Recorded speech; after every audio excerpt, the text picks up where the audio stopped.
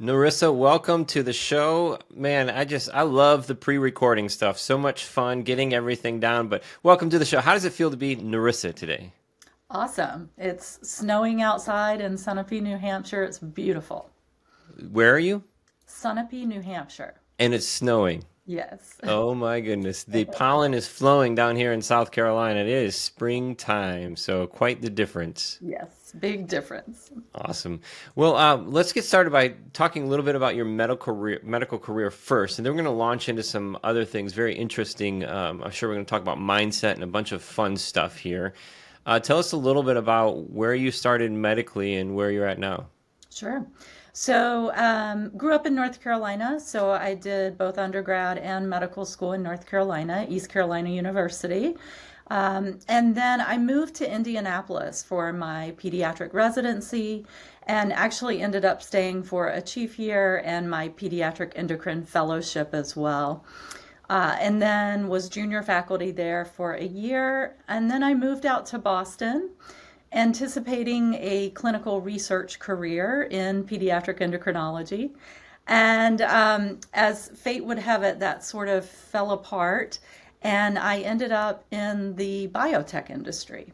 So I've spent now a little more than 18 years in the biotech industry and currently serve as the chief medical officer of a biotech company. It actually was truly a job that I was supposed to have. My husband at the time had matched out here in Boston. I had been promised an academic research job, and the job had been cut in budget cuts. And so, we were full on moving to Boston. I looked for other academic roles, didn't find what I was looking for. And through my network, actually, a sales representative asked for my resume, and I ended up in biotech. And so I thought, I can do research in biotech and I'll give this a try. I really had no idea what I was getting into, Brett. Hmm. And obviously, almost 20 years later, I loved it and I've stayed with it. Very interesting. I guess in that transition phase, what was that like at first? Um, like the saying about drinking from a fire hose. Hmm. Um, I started in medical affairs and truly, really didn't even know what medical affairs was. It turned out that it was really a lot of fun. I was doing a phase 4 registry as part of my work. I was doing a lot of education of people inside the company as well as outside the company, meeting with thought leaders, experts in the field of human growth. And then I was exposed to all these other functions like marketing and sales and finance and, the business strategy side of things that I had not been exposed to at all throughout my career in medicine. Hmm. Yeah. Well, a lot of fun. My chief medical officer role, full-time role at a private biotech right now.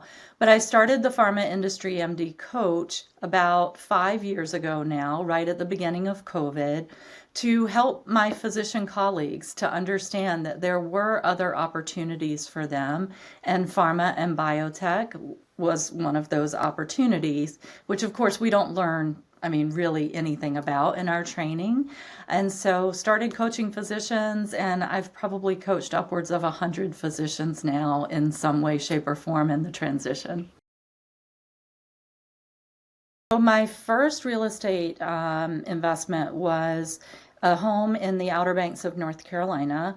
It's a beachfront property that actually we've 1031'd into a larger property still in the Outer Banks of North Carolina. So bought that with my now ex-husband. We still own the property 50-50, tenants in common. The first property we bought together was in like 2016, 17-ish. And so now have owned two properties there. Um, the home I'm in now, which is now my full-time residence, was a property in New Hampshire that I Airbnb'd intermittently when I wasn't using it. Also, just recently, end of last year, bought a ski condo to rent up in Lincoln, New Hampshire, which is near Loon Ski Mountain. And also got involved in now, I guess, 5 real estate syndications over the course of the last few years. Well, I've toyed with the idea of long term. I actually took a hiatus last year from my full-time chief medical officer work and considered if I wanted to go further into real estate and actually maybe not go back to a full-time role. And, again, just timing wise, and where I was, I decided it was not the right thing for me. Yeah. Because you want to keep busy? Is that what you want to do?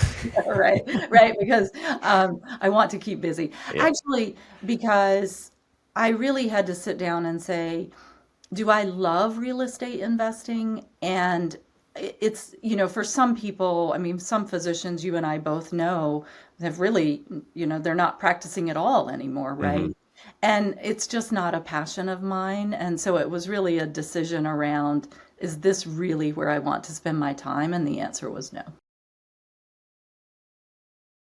I probably would, just to take advantage of the 1031, and especially, I mean, this is a not inexpensive property. Hmm. So I probably would. I grew up in North Carolina on the coast, not on the Outer Banks, but I love the Outer Banks. So having a property there that allows me, I use it, say, once a week in the high season, and then in the low season from about after New Year's, January, February, it's not open. There just aren't rentals down there. And Hmm. so, it's a nice place for me to be able to go and look out at the ocean. Hmm. So I do like the opportunity of having a place there.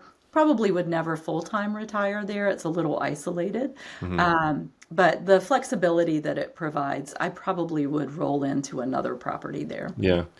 And with that, that 1031 angle, so you have capital gains there that you're trying to cushion with that 1031. So you Exactly. you bought it. Well, how long have you owned it?